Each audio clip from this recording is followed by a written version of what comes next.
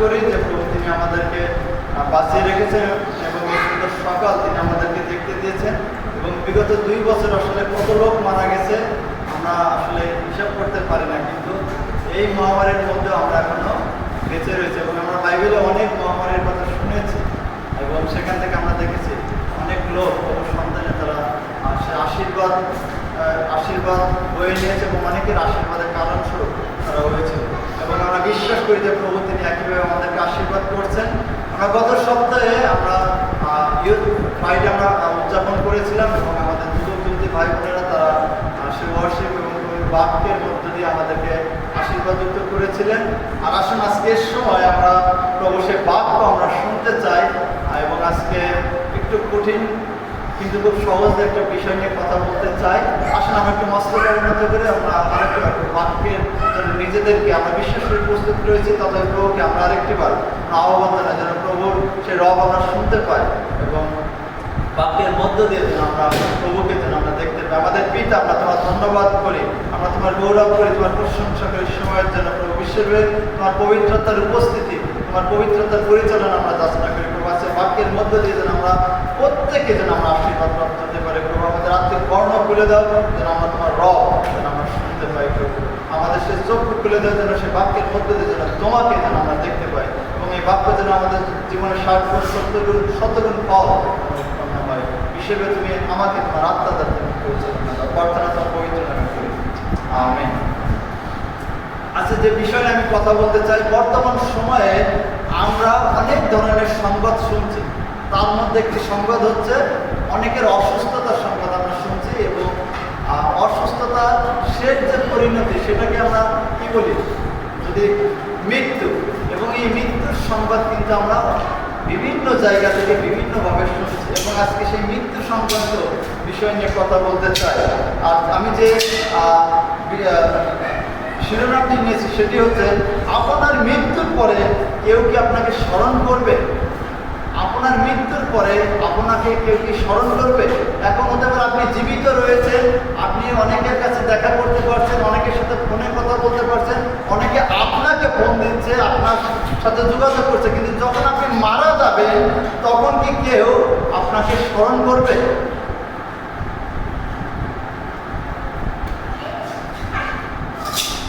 যখন আপনি এবং আমি বা আমরা যখন মৃত্যুবরণ করব বা অলরেডি যারা মৃত্যুবরণ করেছে সেই মৃত্যুবরণের সময় আমরা কি কি দেখতে পাই?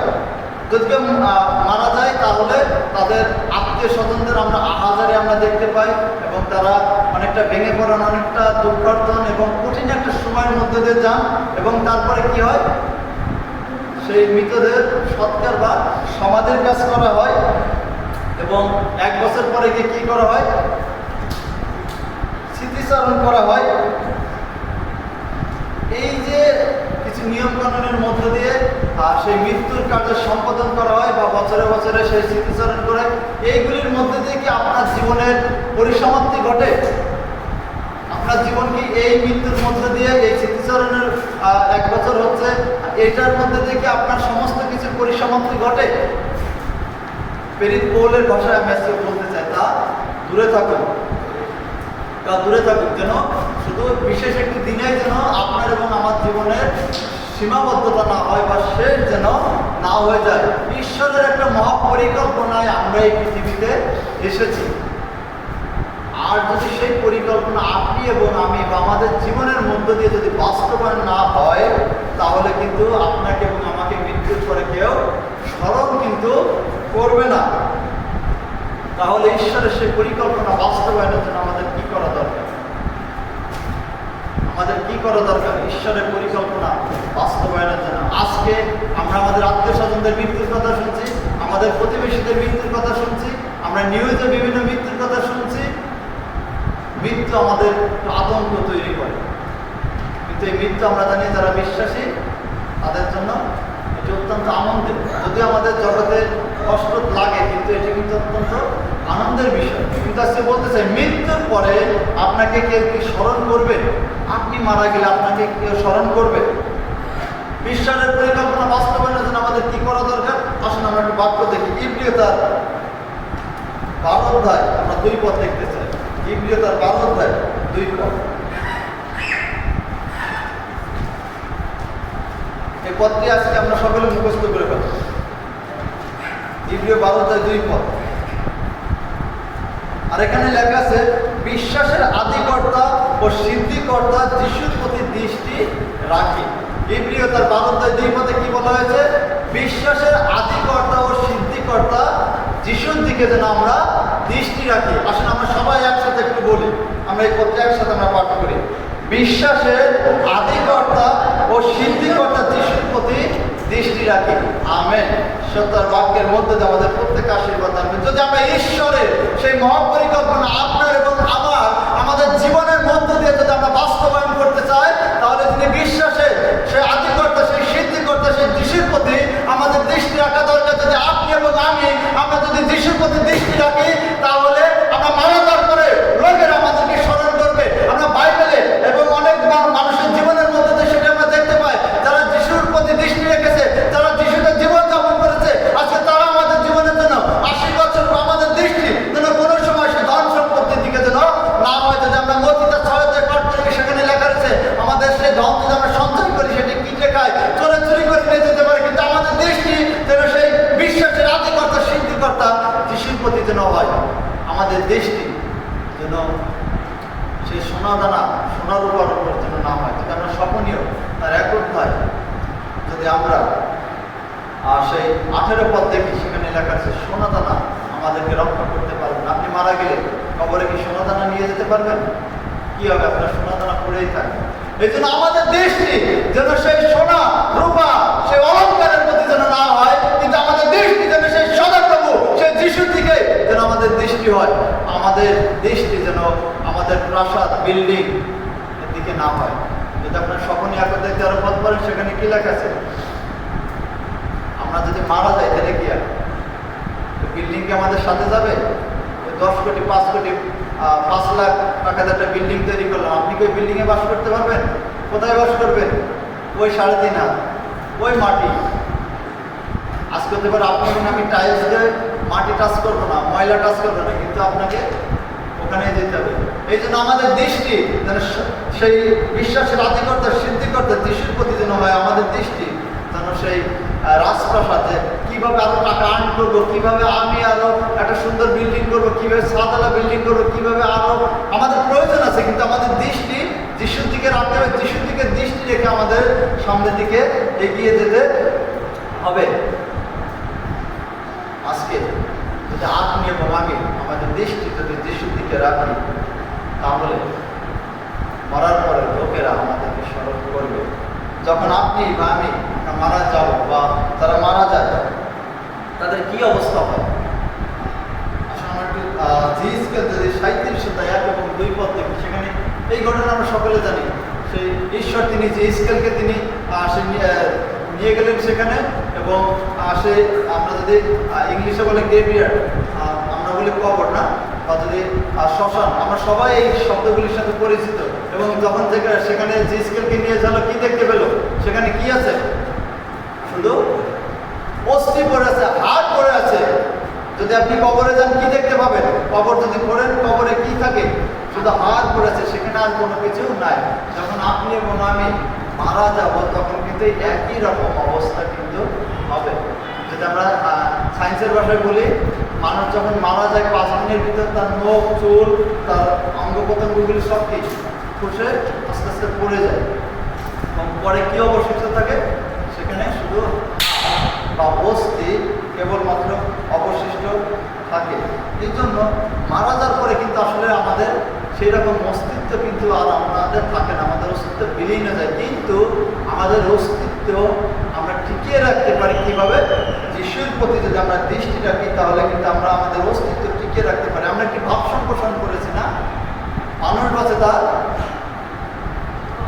কর্মের মধ্য দিয়ে না। যদি আমরা যিশুর দিকে দৃষ্টি রাখি, যিশুতে জীবনযাপন করি, তাহলে কিন্তু আমাদের কর্ম তখন কিন্তু কি হয়? কাউন্ট করা হয়, এবং সেই কর্মের মধ্যে দিয়ে আমরা কিন্তু বেঁচে থাকতে পারি। আমরা মতিতার 5:16 পদে আমরা দেখেছি না, সেখানে লেখা আছে যে না, তোমাদের সৎ ক্রিয়া দেখিয়া তোমাদের স্বর্গস্থ পিতা গৌরব করে। যেন আমরা এমন কাজ করি, এমন ভাবে জীবনযাপন করি, আমরা সেই যিশুর দিকে যেন আমরা দৃষ্টি রাখি, যেন আমরা মারা যাওয়ার পরে লোকেরা যেন আমাদেরকে স্মরণ করে।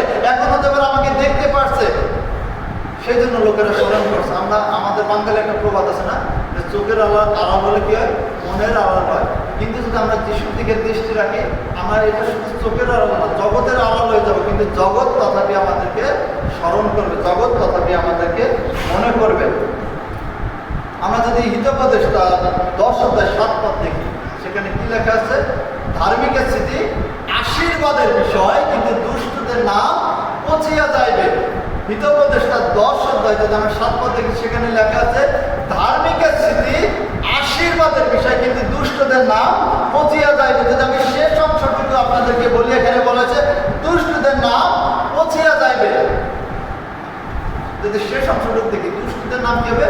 পচিয়া যাবে। এবং দুষ্টদের নাম কেউ স্মরণে আনবে না। অনেক সময় জীবিত থাকা অবস্থা অনেকে বলে মরে গেলেই ভালো, ওর নাম স্মরণে আনবে না। দুষ্টদের নাম কি? পচিয়া যাবে। আপনারা জানেন বাইবেলের সব থেকে খারাপ লোককে? জারবিয়াম, এবং 2 জন জারবিয়াম আছে। নবাটের পুত্র জারবিয়াম। বাইবেলে বর্ণিত সমস্ত লোকের ভিতর সে জারবিয়াম সব থেকে খারাপ লোক। আমরা বর্তমান সময় একটা উদাহরণ দিই না, যদি কেউ বিশ্বাসঘাতকতা করে, কার উদাহরণ দিই? হিটলার। না, আমরা জগৎ হিটলারের উদাহরণ দিই, এই হিটলার। আর যদি আমরা বাইবেলে দেখি, যখন যদি কেউ খারাপ কাজ করছে, বাইবেলে এইভাবে প্রবেশন দেওয়া যায়, নবাটের পুত্র জারবিয়াম যেভাবে ঈশ্বরের বিরুদ্ধে আচরণ করেছে বা ঈশ্বরের বিরুদ্ধে পাপ করেছে, জগৎ ঠিক একইভাবে তুমি সেই কাজ করেছে।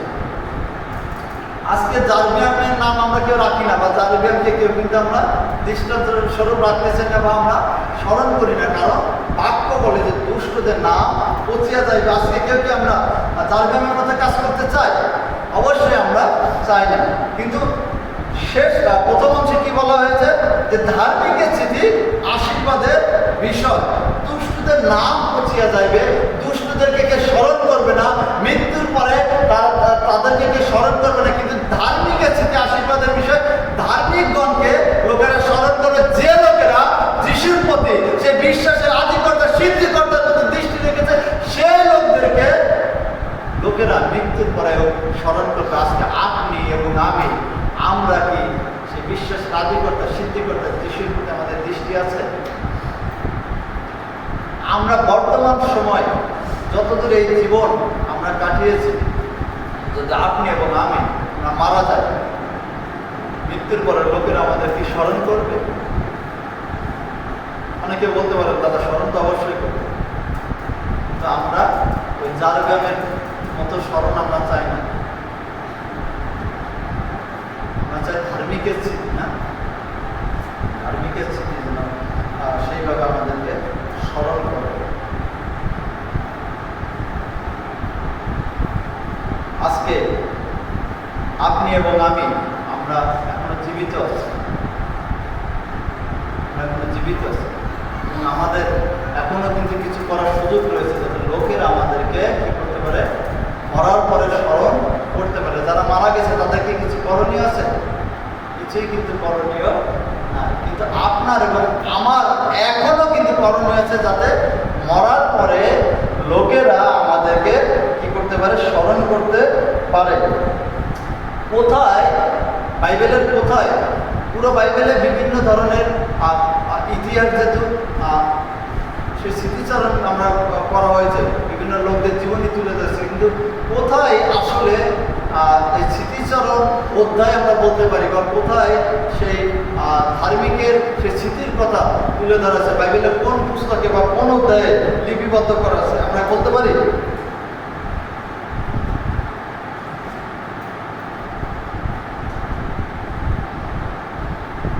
কোথায় স্মৃতিচারণ করা আছে? পুরো বাইবেলটাই স্মৃতিচারণের বলা যায়, কারণ তাদের কথা বাইবেলে লিপিবদ্ধ আছে তারা কেউ জীবিত নাই, কিন্তু একটা নির্দিষ্ট একটা অধ্যায় রয়েছে যেখানে সেই বিশেষ লোকদের কথা তুলে ধরা হয়েছে, যেখানে সে ধার্মিক গানের কথা তুলে ধরা হয়েছে, যেখানে সে স্মৃতিচারণ করা হয়েছে। কোথায়? ইব্রিয় তার 11 অধ্যায় যদি আমরা দেখি, সেখানে কি লেখা আছে? বিশ্বাসে বীরগণের কথা রয়েছে, এবং সেখানে সেই ধার্মিকদের সেই স্মৃতিচারণ করা হয়েছে, সেই ধার্মিকদের কথা সেখানে লিপিবদ্ধ করা হয়েছে। আজকে সেই লোকেরা কিন্তু এখন আর জীবিত নয়, তথাপি তাদের জীবন থেকে আমরা আশীর্বাদ পাচ্ছি, তাদেরকে আমরা স্মরণ করছি, সেই দেশেও আমরা হতে পারে জীবনে যাই না, যেতেও পারবো না। এবং আজকে সহস্র সহস্র বছর পরেও আজকে আমরা তাদেরকে কিন্তু স্মরণ করছি এবং তাদের জীবন পর্যালোচনা করে আমরা আশীর্বাদ পাচ্ছি। কিন্তু এখনো আমরা জীবিত রয়েছি।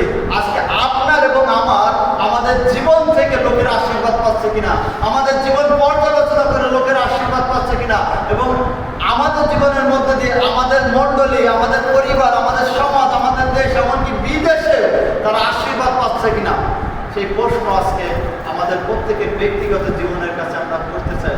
আজকে বাইবেলে বর্ণিত লোকদের জীবন পর্যালোচনা করে আমরা আশীর্বাদ পাচ্ছি, আমরা ঈশ্বরের গৌরব করছি, আমরা ঈশ্বরের নিকটবর্তী হতে পারছি। তারা এখন আর জীবিত নাই, কিন্তু আপনি এবং আমরা এখনো জীবিত রয়েছি।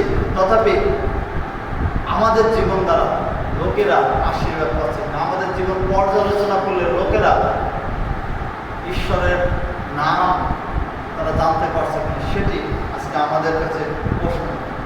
যে কয়েকজন সে মৃত ব্যক্তির জীবন তুলে ধরতেছে, কিভাবে তারা এখনো পর্যন্ত মারা যাওয়ার পরে এখনো পর্যন্ত কিভাবে তাদের সেই নাম স্মরণের মধ্যে দিয়ে আমরা ঈশ্বরের গৌরব করছি, ঈশ্বরকে জানতে পারছি, কিভাবে আমরা ঈশ্বরের নিকটবর্তী হতে পারছি। আজকে এই নামগুলি বলতে চাই যাতে আমরা উৎসাহিত হতে চাই, যাতে আমরা মারা যাওয়ার পরে আমাদের জীবন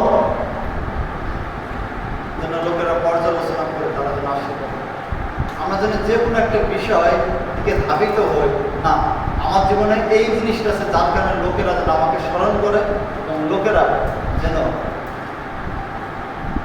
আশীর্বাদ প্রাপ্ত হয় এবং ঈশ্বরকে গৌরব দিতে পারে। প্রথম যে নামটি বলতে চাই, আমরা কি জানি পৃথিবীর মধ্যে সব থেকে ভালো লোককে? শুনতে পারি ভালো, আমি অনেকবার বলছি, মানে ভুলে গেলে মার কাটা সাধু দায়ুদ বা রাজা দায়ুদ, বাইবেলে বর্ণিত সমস্ত লোকের ভিতরে দায়ুদ সব থেকে ভালো লোক ছিল। যদি আপনারা বাক্য দেখেন প্রথম সময় তার 13 অধ্যায় 14 পদ, সেখানে বলা হয়েছে যে ঈশ্বর তার মনের মধ্যে একজন লোক তিনি পেয়েছেন, আর সেজন্য তিনি শোলকে তিনি রাজার পদ থেকে সরিয়ে তার সেই মনের মতো লোককে তিনি কি করছেন, তিনি সেই রাজ্যাভিষেক তিনি করছেন। শুধু এটাই প্রমাণ নয়, আমরা যে সময় কোনো কিছু বলি ঈশ্বর আত্মা আমার যখন চলে আমি দাউদের মতো কি করি গান গাই, সবসময় আমরা দাউদের রেফারেন্স দিই, শুধু আমরা দিই না, স্বয়ং বাক্যও সেই রেফারেন্স দেয়। যদি আমরা অনেক জায়গায় রয়েছে, কিন্তু আমি একটি জায়গায় রয়েছি দ্বিতীয় রাজা বলে 22 অধ্যায় 2 পদ দেখেন, সেখানে সে মাত্র 8 বছর বয়সে একজন রাজা হয়, তার নাম হচ্ছে যোশিয়া, এবং তিনি যে সময় তিনি তার কাজ করতে লাগলেন, এবং সেই সময় আমরা বাক্যে দেখি যে আমার সেই সন্তান সেই দায়ুদ যেভাবে আমাকে সন্তুষ্ট করেছে, ঠিক একইভাবে তুমিও সেই পথে চলেছ। এবং সেই যোশিয়া তিনি ঈশ্বরের বিশ্বস্ত রাজা ছিলেন। এবং শুধু যোশিয়ার জীবনে নয়, যেখানেই সে কোনো উদ্ধৃতি বা কোটেশন টানা হয়েছে, সেখানে কিন্তু দায়ুদের নাম টানা হয়েছে যে আমার সেই প্রজা বা আমার সেই সন্তান, সে দায়ুদ যেভাবে আমাকে সন্তুষ্ট করেছে, দায়ুদ যেভাবে আমার পথে চলেছে, তুমিও ঠিক একইভাবে তুমি আমার পথে চলেছে।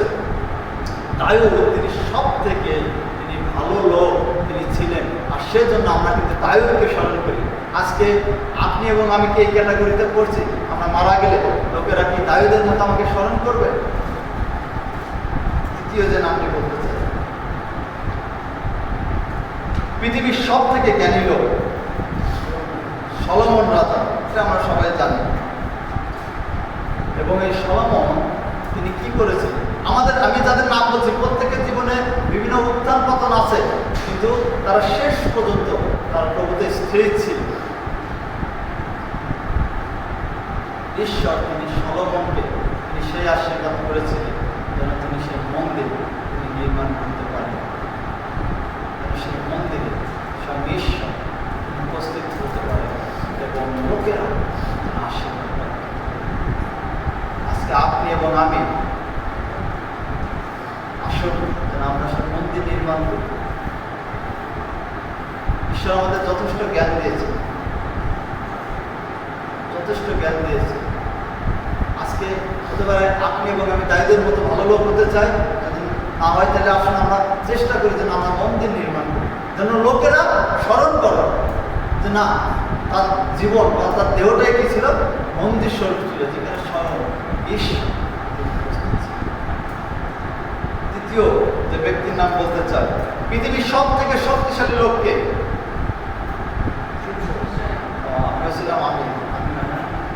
সব থেকে শক্তিশালী লোককে শিমশন, এবং শিমশনের নাম আমরা সকলে জানি, এবং তার বিবরণ আমরা বিচার কর্তৃগণের বিবরণ আমরা দেখতে পাই, এবং তার মধ্যে দিয়ে ঈশ্বর তিনি সেই পলেস্টীয়দেরকে তিনি পরাজিত করেছিলেন, এবং তিনি 20 বছর তিনি সেই বিচারক হিসেবে তিনি কাজ করেছিলেন, তিনি সেই ইসরায়েল জাতিকে তিনি পরিচালনা দিয়েছিলেন।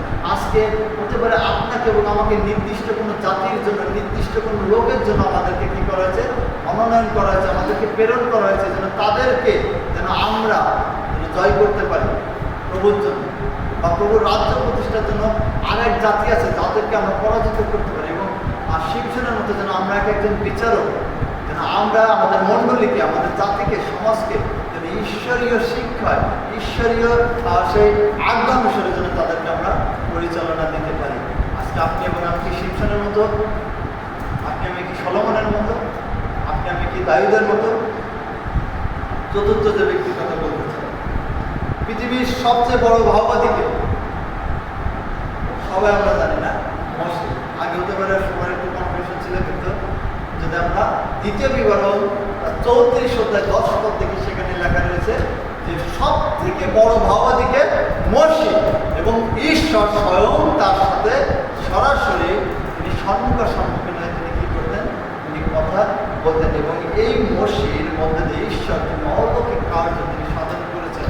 তিনি 400 বছরের দাসত্ব থেকে তিনি কি করেছেন, ইসরায়েল জাতিকে তিনি মুক্ত তিনি করেছেন, এবং অনেক পরাক্রম তার জীবনের মধ্যে দিয়ে আমরা কিন্তু দেখেছি, আমরা বাইবেলের মধ্য দিয়ে। আজকে হতে পারে আমরা অনেক লোক পাপের দাসত্ব রয়েছে, আমাদের জাতি পাপের দাসত্বে রয়েছে, হতে পারে কোনো নির্দিষ্ট একটা জনগোষ্ঠী পাপের দাসত্বে রয়েছে, হতে পারে আপনার পরিবার পাপের দাসত্বে রয়েছে। আজকে প্রভু আপনাকে মসির মতো তিনি ব্যবহার করতে চান, সেই দাসত্ব থেকে যেন আপনার মধ্যে দিয়ে অনেক লোক আলোচনা বেরিয়ে আসতে পারে। মসি সেই ব্যক্তি, তিনি কিন্তু বড় সেই যিশু সম্পর্কে তিনি সেই ভাবানী করছেন। আজকে আপনি এবং আমি আমরা ভাবানী করতে চাই, সেই ভাবানীর আত্মা যেন ঈশ্বর আমাদেরকে দেয়, লোকেরা যেন আশীর্বাদ পায়, আপনার মধ্য দিয়ে লোকেরা যেন দাসত্ব থেকে যেন বেরিয়ে আসতে পারে, এবং সেই ভাবানীর আত্মা যেন ঈশ্বর দেন আপনার এবং আমাদের জীবনের মধ্যে দিয়ে, যেন লোকেরা সেই ঈশ্বরের আশীর্বাদের কথা, অনুগ্রহের কথা যেন শুনতে পায়। পঞ্চম যে ব্যক্তির কথা বলতে চাই, সবচেয়ে মহান ব্যক্তি যখন, এখন এগুলি খুবই ডালবাতের মধ্যে গেছে না, খুব ইজি হয়ে গেছে, এটা খুব ভালো। জন যীশু খ্রিস্ট স্বয়ং এই উক্তি তিনি করেছেন, যেটা আমরা মথি তার 11 পদ দেখি, সেখানে লেখা হয়েছে পৃথিবীতে যত লোক জন্মগ্রহণ করেছে সব থেকে মহান ব্যক্তি হচ্ছে স্বয়ং সে জন বাপ্তিস্ম। অনেকের নাম বলতে পারে, কিন্তু বাইবেল সেই কথা বলে না। বাইবেল বলে কি, যে জন সব থেকে মহান ব্যক্তি। যত লোক এই পৃথিবীতে জন্মগ্রহণ করেছে, সেই পুরুষের ঔরত যত লোক জন্মগ্রহণ করেছে, জন সব থেকে মহান ব্যক্তি, এবং জন তিনি যিশুর অগ্রদূত হিসেবে তিনি কাজ করেছিলেন, এবং তিনি প্রচার করেছেন যে কাল সন্নিকট, তোমরা মন ফিরে আপনার ঈশ্বরের রাজ্য সন্নিকট। তিনি সেই যিশুর আগমন সম্পর্কে তিনি সে পথ তিনি প্রস্তুত করেছিলেন। যিশু সেই প্রথম আগমন সম্পর্কে জন বাপ্তিস্ম তিনি পথ প্রস্তুত করেছিলেন। আজকে আপনাকে এবং আমাকে ঈশ্বর তিনি প্রেরণ করেছেন, যাতে সেই যিশুর দ্বিতীয় আগমনের সেই পথ প্রস্তুতকারক হিসেবে, সেই অগ্রদূত হিসেবে যেন আমরা যেন পথ প্রস্তুত করি। আজকে সেই মহান ব্যক্তি যেন আমরা হতে পারি। সে মহান ব্যক্তি কি? আপনি এবং আমি। আজকে যিশুর দ্বিতীয় আগমনের জন্য সে পথ প্রস্তুতকারক আপনি এবং আমি, যার কারণে মরার পর লোকেরা আমাদেরকে স্মরণ করবে। ষষ্ঠ যে বিষয়, আমরা বর্তমান সময় সবথেকে কিসের ভয় পাচ্ছি? করোনা যোগ মৃত্যুর যদি বলি, তার সাথে মৃত্যুর ভয়টা আছে, কিন্তু এমনও ঘটনা আছে, যদি আমাদের বিশ্বাসের আদিকর্তা সিদ্ধিকর্তা যিশুর প্রতি আমরা দৃষ্টি রাখি, আমাদের সেই মহান ঈশ্বরের প্রতি দৃষ্টি রাখি, তাহলে সেই মৃত্যু আমাদেরকে স্পর্শ করতে পারবে না। এরকম ঘটনা আছে? আছে বাইবেলে? মৃত্যু আমাদেরকে স্পর্শ করতে পারবে না, এরকম ঘটনা আছে না? আদি পুস্তক 5 অধ্যায় যেটা আমরা পাঠ করি, সেখানে এক ভদ্র লোকের নাম আমরা দেখতে পাই। কি নাম? অনব, যাকে মৃত্যু স্পর্শ করতে পারে না, তিনি সশরীরে তিনি স্বর্গে তিনি চলে গেলেন। আরো একজন ব্যক্তির নাম আছে যিশু নাম, যিশু মৃত্যুবরণ করছে, তারপরে তিনি রূপান্তরিত হয়ে তারপরে আরেকজন কে যেন স্বর্গে গেছে, এলিও, তিনি সশরীরে তিনি কি করলেন, তিনি স্বর্গে তিনি চলে গেলেন। মৃত্যু তাদেরকে স্পর্শ করতে পারে না, কারণ তারা সেই বিশ্বাসের আদি কর্তা, সিদ্ধি কর্তা, যিশুর প্রতি ঈশ্বরের প্রতি তারা দৃষ্টি রেখেছেন। আজকে মৃত্যু ভয় আমরা পাচ্ছি, কিন্তু যদি প্রভু তিনি চান তাহলে সেই মৃত্যু আমাদেরকে কিন্তু স্পর্শ নাও করতে পারে। আজকে হনক এবং এলিয়ের নাম যখন আমরা স্মরণ করি তখন কিন্তু তারা মৃত্যুর স্বাদ তারা গ্রহণ করে নেয়। আজকে সেই রকম অভিজ্ঞতার মধ্যে যদি আপনি এবং যদি আমি যেতে পারি, তাহলে হাজার হাজার লক্ষ লক্ষ কোটি কোটি লোক আমাদেরকে স্মরণ করবে। সপ্তম যে বিষয়, আর সপ্তম যে নামটি বলতেছে অব্রাহাম, তিনি বিশ্বাসে তিনি ধার্মিক পরিণত হলেন। আমরা ইব্রিতের 11:7 থেকে আমরা আদি পুস্তক কারণটা দেখতে পাই, অব্রাহাম কর্ম দ্বারা নয়, কিন্তু কি দ্বারা তিনি ধার্মিক পরিণত হলেন? বিশ্বাস দ্বারা। ঈশ্বর তাকে বললেন, অব্রাহাম তুমি তোমার জ্ঞাতি কুটুম্ব ত্যাগ করো, তোমার সেই স্ত্রী নিয়ে তুমি যাত্রা শুরু করো। তুমি যাত্রা শুরু করো, কোথায় যাবে কি করবে কিছুই জানে না। ঈশ্বর বলছে বদ্ধপাগলের মতো হাঁটা শুরু করছে, সামনে নদী না খাল আছে নাকি প্রাচীর আছে কিছুই জানে না। ঈশ্বর বললেন না, সে যাত্রা শুরু করবে। তিনি বিশ্বাস, আমাদের বিশ্বাসের আদিকর্তা সিদ্ধিকর্তা যিশু তিনি বলেছেন আমাদের যদি সরিষা দ্বারা যদি বিশ্বাস থাকে, এই পর্বতগুলো উপরে ওই পাশে যেতে তাহলে সেটি যাবে। যে বিশ্বাস নিপুণ খাঁটি সরিষা দানা, একেবারে ছোট একটা দানা, কিন্তু অনেক বীজ আছে, যে বীজের ভিতরে গ্যাপ আছে। সরিষা দানা আমাদের বিশ্বাসটা একবার খাঁটি, একবার পরিপূর্ণ।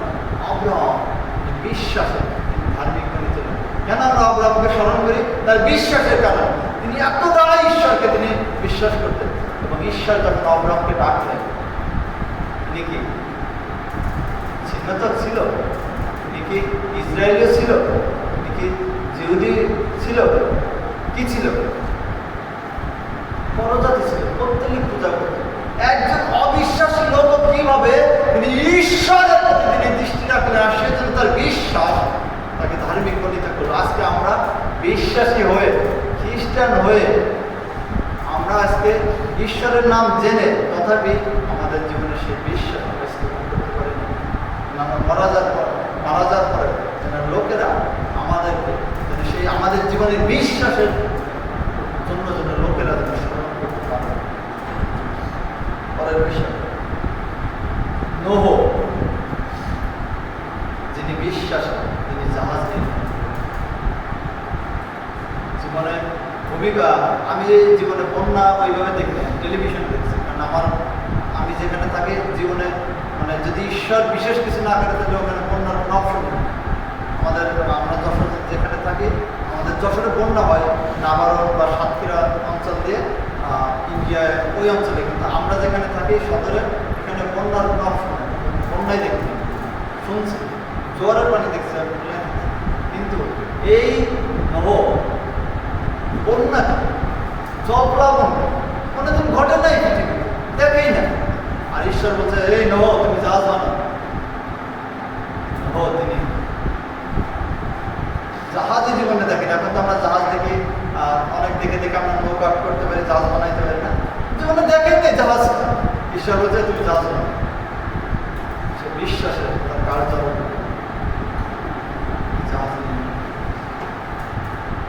যা দেখা, যা কোনোদিন দেখে নাই, কি হতে যাচ্ছে সে জানাও না। আর ঈশ্বর বললেন তিনি আজকে কর্মহীন বিশ্বাস করতে। অবশ্যই অব্রাহাম বিশ্বাস করেছিল, কিন্তু সে পদক্ষেপ নিয়েছিল। আছে নোহ, তিনি কিন্তু সে কাজ করেছিল। আজকে আপনার এবং আমার বিশ্বাসের কাজ থাকা দরকার, যাতে মরার পরে লোকেরা আমাদের বিশ্বাসের কাজ হতো, লোকেরা যেন আমাদেরকে স্মরণ করতে পারে। যোসেফ, তিনি একজন দাস হিসেবে, তিনি একজন কারাবন্দী হিসেবে, তিনি একজন মন্ত্রী হিসেবে তিনি বিশ্বস্ত ছিলেন, এবং তিনি এমন একজন ব্যক্তি ছিলেন তার মধ্য দিয়ে তার জাতিকে, তার বংশকে মহামারী দুর্ভিক্ষের হাত থেকে ঈশ্বর তিনি রক্ষা করেছিলেন। আজকে সে মহামারী দুর্ভিক্ষ চলছে। আজকে আপনি এবং আমরা কি সে বিশ্বস্ত দাস, সে বিশ্বস্ত, সে কারাবন্দী, সে বিশ্বস্ত একজন মন্ত্রী, যে দায়িত্বপ্রাপ্ত ব্যক্তি হিসেবে রয়েছে। এই মহামারীর মধ্যে আপনার মধ্য দিয়ে, আমার মধ্য দিয়ে, আমাদের মধ্য দিয়ে, আমাদের বংশ, আমাদের জাতি এই মহামারী হাত থেকে রক্ষা পাবে। যার কারণে আছে আমরা যশোরকে স্মরণ করি, যশোরকে এই জন্য, যশোর এখন জীবিত স্মরণ করি। আজকে আপনি এবং আমি মারা যাবো, আমি কি আমার জাতিকে রক্ষা করতে পারছি? কি বিশ্বস্ত লোকেরা না স্মরণ করবে? যশোর কি বিষয়ে বিশ্বস্ত ছিল? আমরা দেখি না যে তার বড় সুযোগ ছিল, তার জীবনে সে টেনশন এসেছিল, কিন্তু সে ঈশ্বরের প্রতি দৃষ্টি রেখেছে। আজকে আপনি এবং আমি আমাদের বিশ্বাস রাজি করতে, সিদ্ধি করতে যিশুর প্রতি দৃষ্টি রাখবে, তাহলে মরার পরের লোকেরা আমাদের স্মরণ করবে। দর্শক যে নামটি বলতেছেন তিনি ভিতরে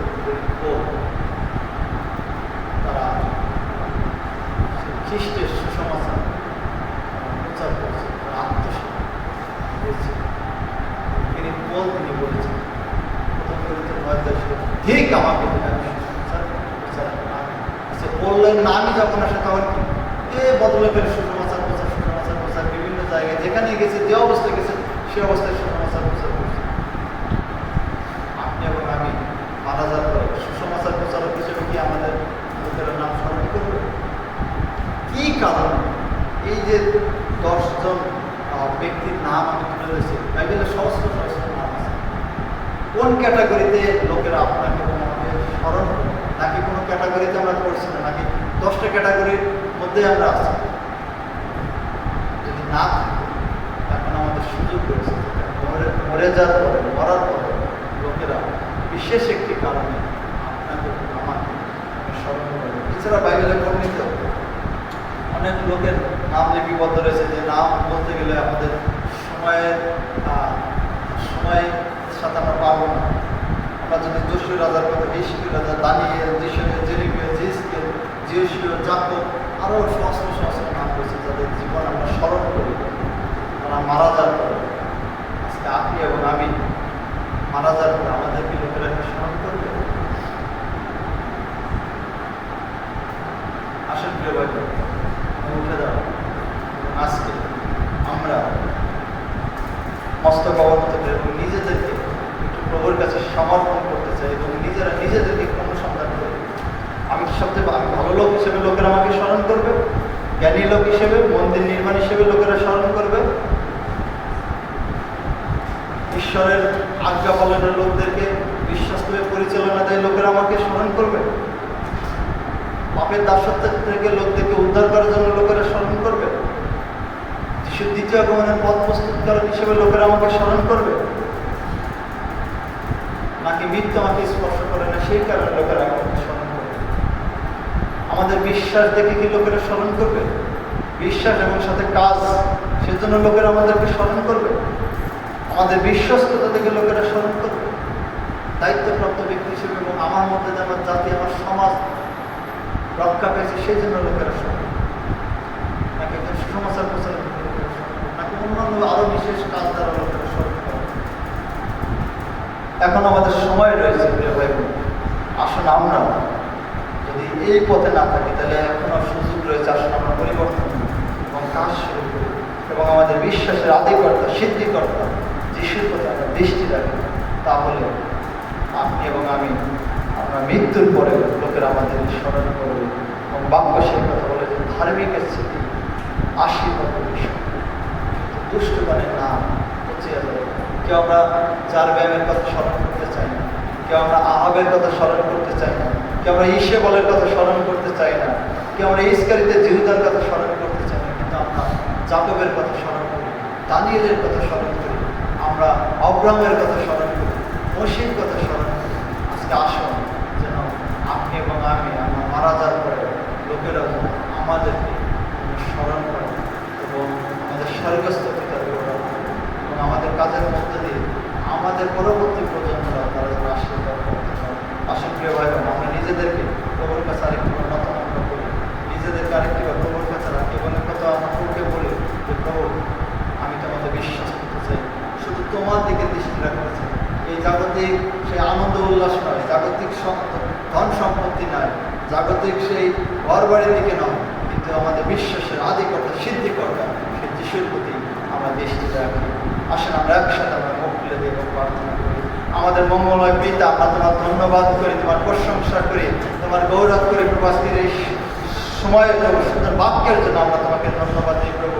আমি তোমার দিকে দৃষ্টি রাখতে চাই প্রভু। ও প্রভু, যেন তোমার দিকে সবসময় আমার দৃষ্টি থাকে প্রভু। তুমি দয়া করে আশীর্বাদ করে, এবং যেন মরার পরে লোকেরা যেন প্রভু আমার জীবন যেন স্মরণ করে তারা যেন আশীর্বাদ প্রাপ্ত হতে পারে। যেভাবে প্রভু আমি প্রভু এখন অনেক লোককে স্মরণ করে প্রভু তাদের জীবন পর্যালোচনা করে তাদের জীবনের মধ্যে দিয়ে আমরা আশীর্বাদ পাচ্ছি, ঠিক একইভাবে যেন প্রভু আমাকে লোকেরা স্মরণ করে তোমার গৌরব করে তারা যেন আশীর্বাদ প্রাপ্ত হয় প্রভু। তুমি দয়া করো প্রভু, সেই বিশ্বাসের আধিপত্য সিদ্ধি করো প্রভু। তোমার দিকে আমি দৃষ্টি রাখতে চাই প্রভু।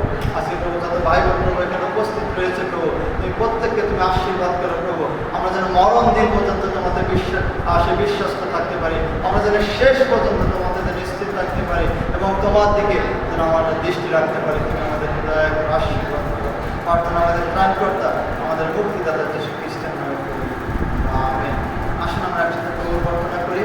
আমাদের স্বর্গস্থ পিতা, তোমার নাম পবিত্র বলে মান্য হোক, তোমার রাজ্য আসুক, তোমার ইচ্ছা সিদ্ধ হোক, যেমন স্বর্গে থেকে পৃথিবীতে হোক।